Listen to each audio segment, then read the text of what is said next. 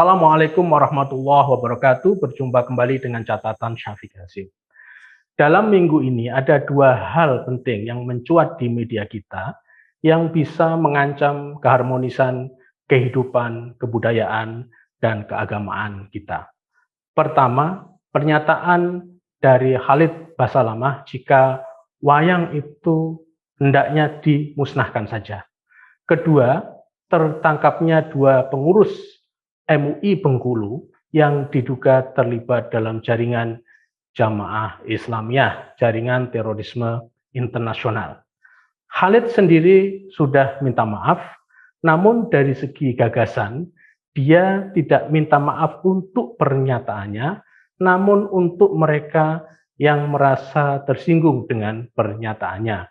Karena Khalid sendiri tidak mengoreksi paham dia tentang wayang itu sendiri.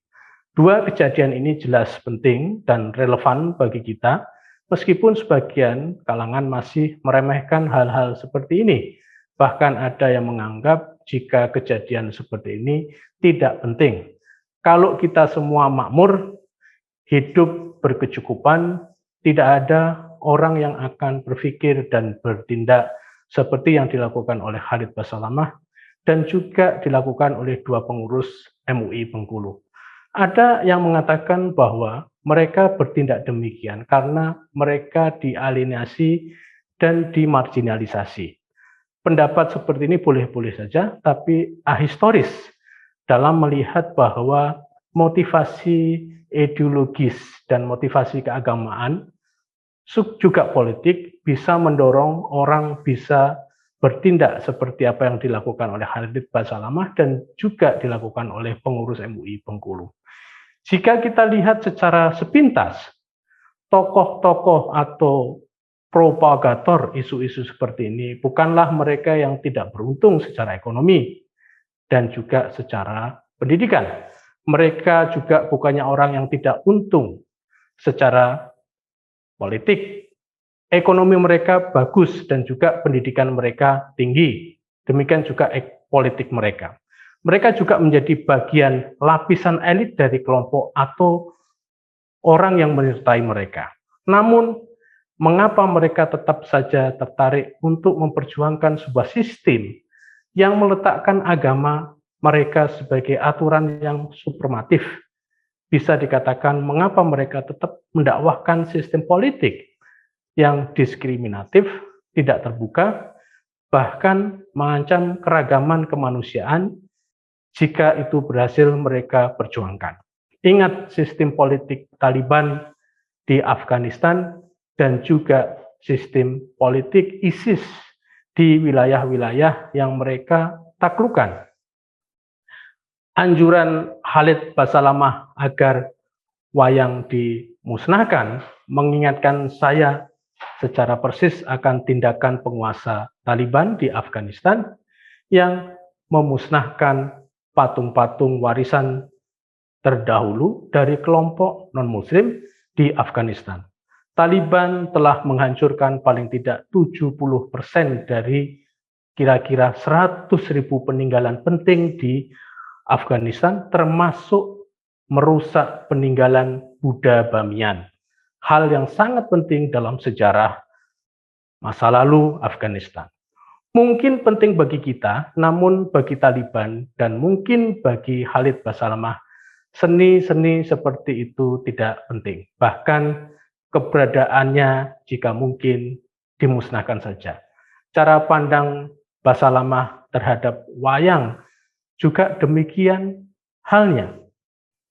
Jika dilihat dari perspektif politik, Khalid ini memiliki cara pandang yang sama dengan tadi yang saya katakan kaum Taliban, meskipun latar belakang teologisnya bisa saja berbeda. Taliban adalah kelompok madhab Hanafi, sementara orang seperti Khalid mengklaim sebagai orang yang tidak hidup dalam kerangka madhab. Orang seperti Khalid ini lebih sering mengatakan sebagai orang yang mengikuti Al-Quran dan Sunnah yang murni. Khalid Basalamah memang belum membakar dan juga memusnahkan wayang. dia memang masih baru menyatakan. Apakah kita bisa bayangkan jika Khalid Basalamah menjadi bagian kekuasaan?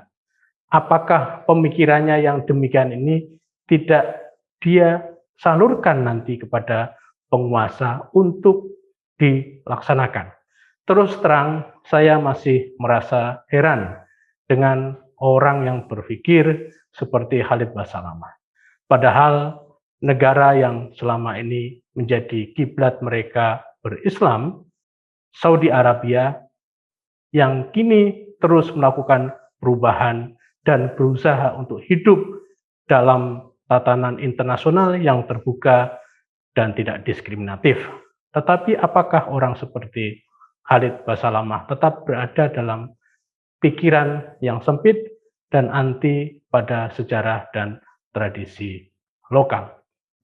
Saya pikir mengapa Khalid Basalamah terus mendakwahkan hal-hal yang demikian ini bukan karena masalah ekonomi dan marginalisasi kelas sosial, namun karena ideologi keagamaan yang memang demikian halnya. Bahkan pernyataan yang serupa juga dia sering lontarkan dalam kesempatan-kesempatan yang lain. Jadi pernyataan wayang perlu dimusnahkan itu bukan hal yang pertama bagi Khalid Basalamah untuk dikemukakan, namun itu sudah diulang-ulang untuk menunjukkan ketidaksukaannya pada unsur lokal di Indonesia. Bahkan dalam konteks wayang, dia tidak hanya terkait dengan unsur lokal, namun dijadikan sebagai sarana bagi proses dakwah penyebaran Islam. Tidak tahukah Khalid Basalamah akan peranan Wali Songo, katakanlah di sini Sunan Kalijaga, yang menggunakan wayang sebagai sarana berdakwah untuk menyebarkan Islam di tanah Jawa. Kita bisa tahu bahwa kesuksesan penyebaran Islam justru terjadi secara masif oleh para wali ini. Di Pulau Jawa adalah peranan Wali Songo. Khalid mungkin tahu akan sejarah seperti ini. Sejarah Wali Songo bahkan sudah banyak ditulis di dalam literatur berbahasa Arab, tapi sekali lagi karena secara ideologis pemikiran Khalid tidak bisa menerima hal-hal seperti ini, berapapun banyak fakta sejarah akan pentingnya wayang untuk penyebaran Islam di Indonesia akan sulit dia terima.